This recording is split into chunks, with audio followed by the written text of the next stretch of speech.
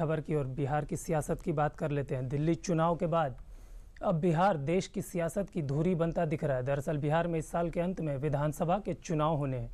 ऐसे में सियासत बिहार की तरफ रुख करती हुई दिख रही है। दिल्ली के नतीजों के बाद बिहार में विपक्षी गठबंधन में हलचल बढ़ गई है। इसकी ताज़ा बानगी लालू यादव का एक बयान है। लालू यादव के एक बयान ने सियासी सरगर्मियां बढ़ा दी हैं। लालू के इस बयान को कोई आशा बता रहा है तो कोई हताशा। आखिर वो बयान क्या है और उस पर घमासान क्या है, इस रिपोर्ट में देखिए। कोई असर नहीं पड़ेगा, फैसला जाए कैसे बना लेगा सरकार। हम लोग को रहते हुए सरकार बना लेगा भाजपा को लोग जान गए, तुम लोग को भी लोग जान गए। लालू यादव के इस बयान को उनके समर्थक जीत की आशा कह सकते हैं। बीजेपी इसे लालू की हताशा बता रही है। लालू के बयान के मायने चाहे जो भी हों, लेकिन इस बयान ने बिहार में चुनाव की सियासी सुगबुगाहट तेज कर दी है।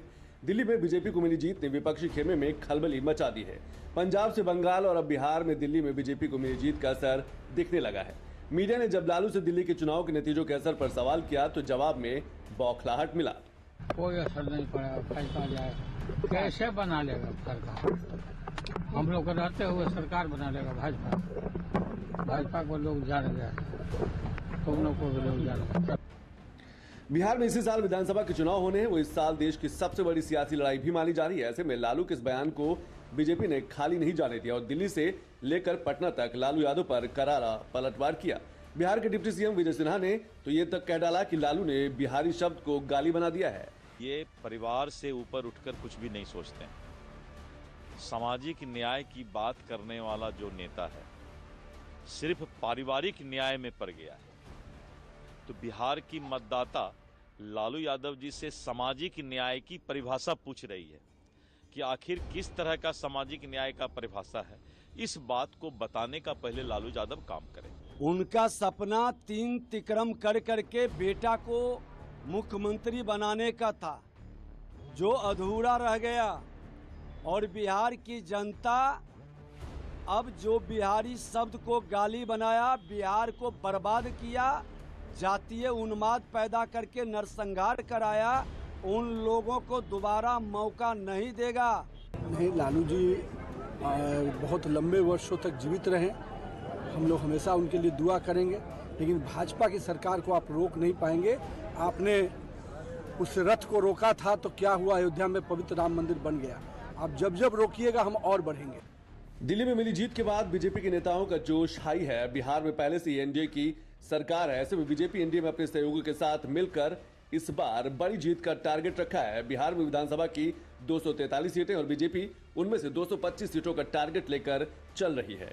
बिहार विधानसभा का चुनाव बिहार के पांचों घटक दल एक साथ पूरी मजबूती से न सिर्फ हम लोग वो चुनाव लड़ेंगे, बल्कि एनडीए की एक मजबूत सरकार बिहार विधानसभा चुनाव के बाद बनने जा रही है।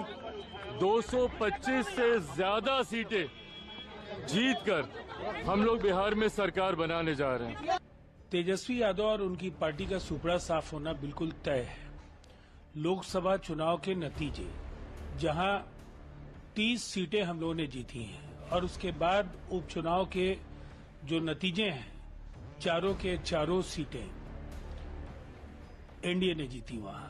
और जबकि आरजेडी और उनके साथी दलों के पास वहां 3 सीटें उनकी सिटिंग थी, फिर भी वहां अपनी प्रतिष्ठा वो नहीं बचा पाए। दरअसल 2010 से बेहतर हालात। एक तरफ लालू के दावे हैं तो दूसरी तरफ बीजेपी से लेकर एनडीए में उसके सहयोगी लालू के दावों को हवा बता रहे हैं। एनडीए के सभी दल नीतीश कुमार की अगुवाई में चुनावी मैदान में उतरने को लेकर एकजुट हैं। दिल्ली में बीजेपी को मिली जीत ने बीजेपी को इस कदर मजबूत कर दिया है कि बिहार में भी कोई सहयोगी दल सीट शेयरिंग पर बहुत मोल भाव करने की कंडीशन में नहीं दिखता। दरअसल साल 2020 की विधानसभा चुनाव के बाद विधानसभा में सीटों का समीकरण कई बार बदल चुका है। इसके पीछे का कारण बिहार में अब तक 7 बार हुआ उपचुनाव है।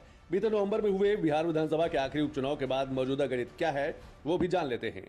नवंबर में 4 सीटों पर हुए उपचुनाव के बाद बीजेपी बिहार में सबसे बड़ी पार्टी बन गई है। बिहार में बीजेपी विधायकों की संख्या अब 80 हो गई है। वहीं एनडीए में उसके सहयोगी जेडीयू के पास 45 और हम के पास 4 सीट है। विपक्षी गठबंधन की बात करें तो आरजेडी के 77 विधायक, कांग्रेस के 19 विधायक और माले के 11 विधायक हैं। वहीं माकपा और भाकपा के 2-2 विधायक हैं। बिहार में बीजेपी मजबूत स्थिति में है। नीतीश कुमार भी 2 दिन पहले फिर से ऐलान किया है कि वो बीजेपी का साथ नहीं छोड़ेंगे। पहले वाला कुछ करता था जी, ये सब तो हम ही लोग ने एक साथ तक किए। अब बीच में बेमतलब का हम ही लोगों का 2 लोगों के साथ 1.5 महीना फालतू किया था। अब वो तो हमने तय कर दिया कि सब फालतू बात है, ये सब कभी कुछ नहीं करेंगे। हम लोग जो आपस में एक साथ है, हम लोग निश्चित रूप से उन्हीं के साथ करेंगे। एक तरफ इंडिया मजबूती से एक साथ चुनाव लड़ने का दावा कर रहा है तो दूसरी तरफ दिल्ली चुनाव के बाद विपक्षी एकता पर सवाल खड़े होने लगे हैं। बिहार में भी महागठबंधन सहमा हुआ है। लालू का बयान भी उसी का नतीजा बताया जा रहा है। हालांकि राजद दिल्ली चुनाव के नतीजों का असर बिहार में पड़ने को नकार रहा है, लेकिन एक बात तो तय है कि दिल्ली में बीजेपी को मिली जीत ने राजद के अंदर खाने में हलचल मचा दी है। रुकते एक